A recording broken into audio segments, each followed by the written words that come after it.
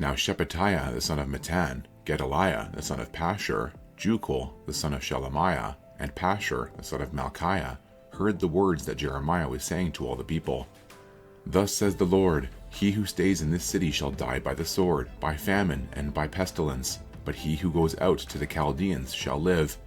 He shall have his life as a prize of war, and live. Thus says the Lord, this city shall surely be given into the hand of the army of the king of Babylon, and be taken. Then the officials said to the king, let this man be put to death, for he is weakening the hands of the soldiers who are left in this city, and the hands of all the people, by speaking such words to them. For this man is not seeking the welfare of this people, but their harm. King Zedekiah said, behold, he is in your hands, for the king can do nothing against you. So they took Jeremiah and cast him into the cistern of Malchiah, the king's son, which was in the court of the guard, letting Jeremiah down by ropes. And there was no water in the cistern, but only mud, and Jeremiah sank in the mud. When Ebed-melech the Ethiopian, a eunuch who was in the king's house, heard that they had put Jeremiah into the cistern, the king was sitting in the Benjamin gate.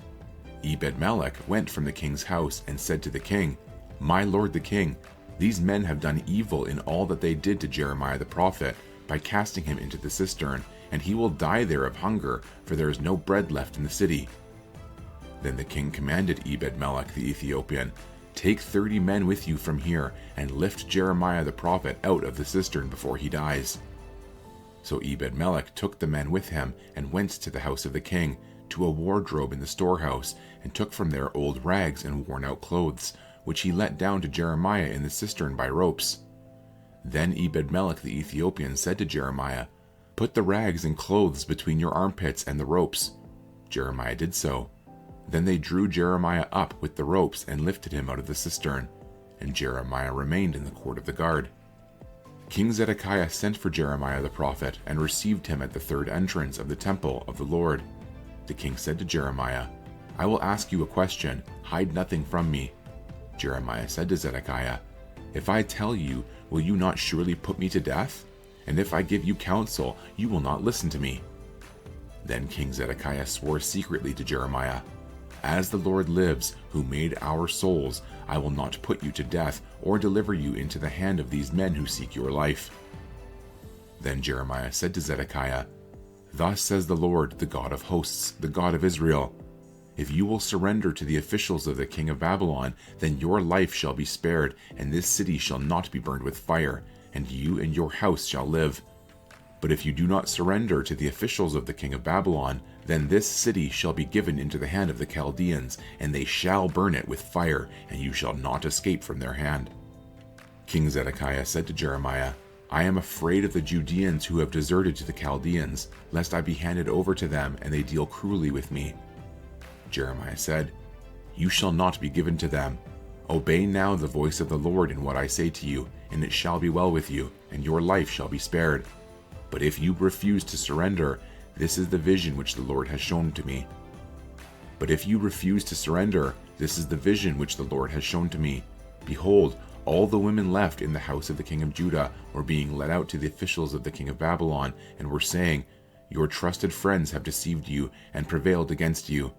Now that your feet are sunk in the mud, they turn away from you.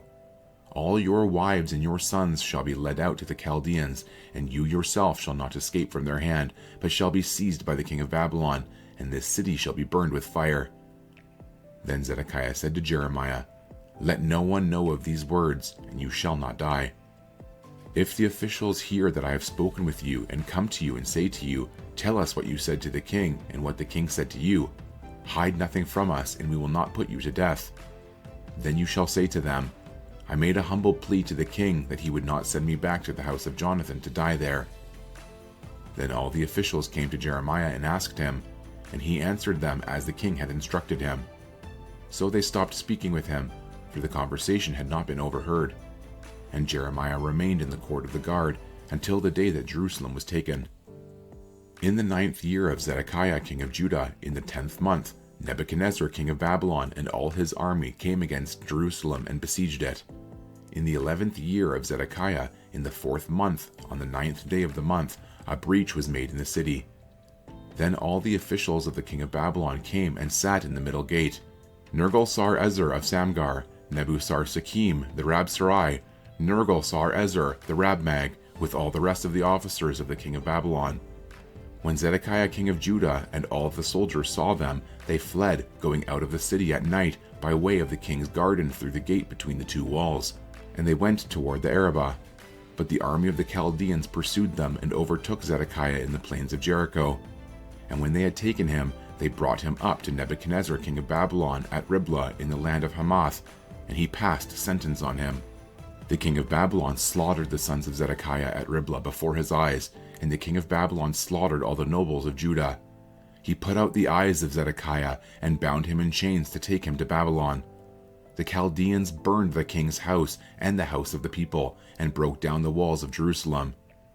Then Nebuzaradan, the captain of the guard, carried into exile to Babylon the rest of the people who were left in the city, those who had deserted to him, and the people who remained.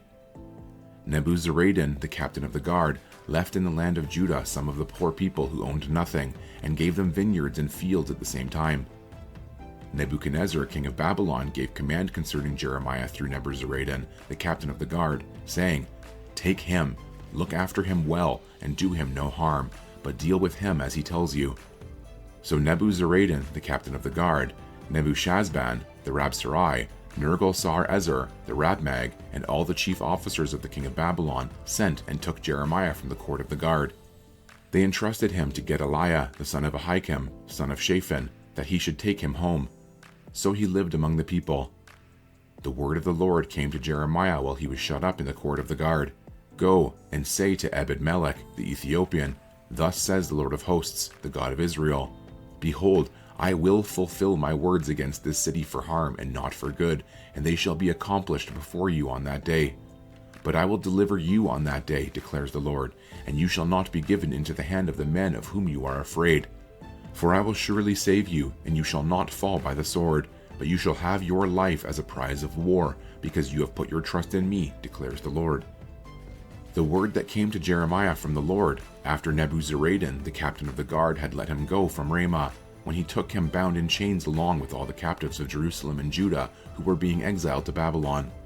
The captain of the guard took Jeremiah and said to him, "The Lord your God pronounced this disaster against this place. The Lord has brought it about, and has done as he said. Because you sinned against the Lord and did not obey his voice, this thing has come upon you. Now behold, I release you today from the chains on your hands. If it seems good to you to come with me to Babylon, come, and I will look after you well. But if it seems wrong to you to come with me to Babylon, do not come. See, the whole land is before you. Go wherever you think it good and right to go. If you remain, then return to Gedaliah, the son of Ahikam, son of Shaphan, whom the king of Babylon appointed governor of the cities of Judah, and dwell with him among the people. Or go wherever you think it right to go." So the captain of the guard gave him an allowance of food and a present, and let him go. Then Jeremiah went to Gedaliah, the son of Ahikam, at Mizpah, and lived with him among the people who were left in the land. When all the captains of the forces in the open country and their men heard that the king of Babylon had appointed Gedaliah, the son of Ahikam, governor in the land, and had committed to him men, women, and children, those of the poorest of the land who had not been taken into exile to Babylon, they went to Gedaliah at Mizpah. Ishmael, the son of Nethaniah, Johanan, the son of Kareah, Sariah, the son of Tanhumeth, the sons of Ephi the Netophathite, Jezaniah, the son of the Maachathite, they and their men. Gedaliah, the son of Ahikam, son of Shaphan, swore to them and their men, saying, "Do not be afraid to serve the Chaldeans. Dwell in the land and serve the king of Babylon, and it shall be well with you.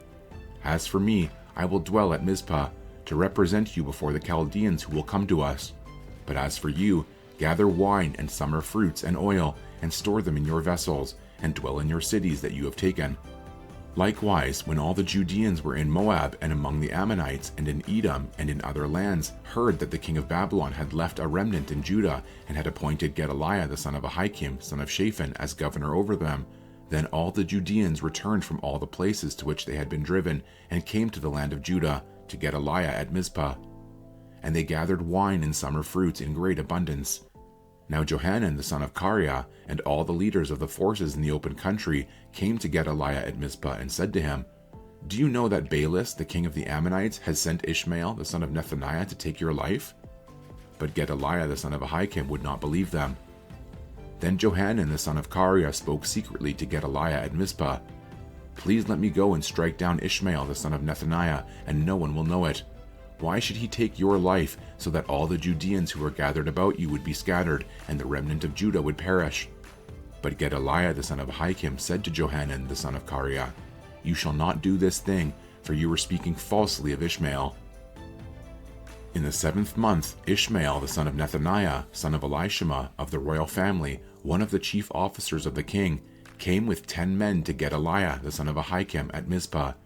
As they ate bread together there at Mizpah, Ishmael, the son of Nethaniah, and the 10 men with him rose up and struck down Gedaliah, the son of Ahikam, son of Shaphan, with the sword, and killed him, whom the king of Babylon had appointed governor in the land.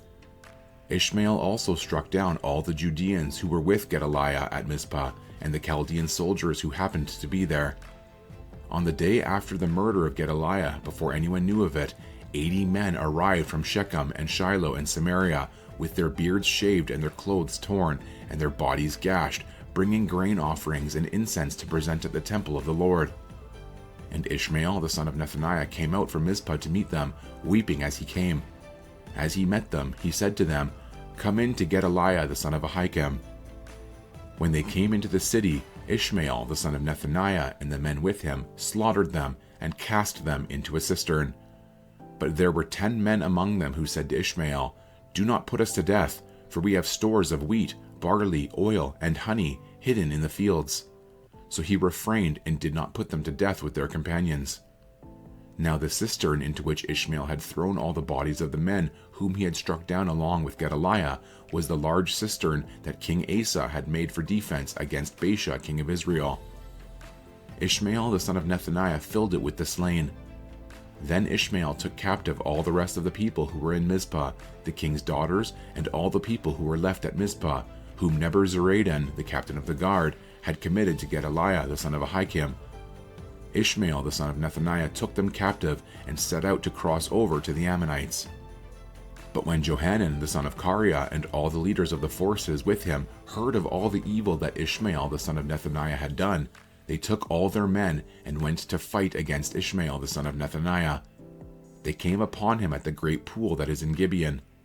And when all the people who were with Ishmael saw Johanan, the son of Kareah, and all the leaders of the forces with him, they rejoiced. So all the people whom Ishmael had carried away captive from Mizpah turned around and came back and went to Johanan, the son of Kareah. But Ishmael, the son of Nethaniah, escaped from Johanan with 8 men and went to the Ammonites. Then Johanan, the son of Kareah, and all the leaders of the forces with him took from Mizpah all the rest of the people whom he had recovered from Ishmael, the son of Nethaniah, after he had struck down Gedaliah, the son of Ahikam, soldiers, women, children, and eunuchs, whom Johanan brought back from Gibeon. And they went and stayed at Geruth Chimham, near Bethlehem, intending to go to Egypt, because of the Chaldeans. For they were afraid of them, because Ishmael, the son of Nethaniah, had struck down Gedaliah, the son of Ahikam, whom the king of Babylon had made governor over the land.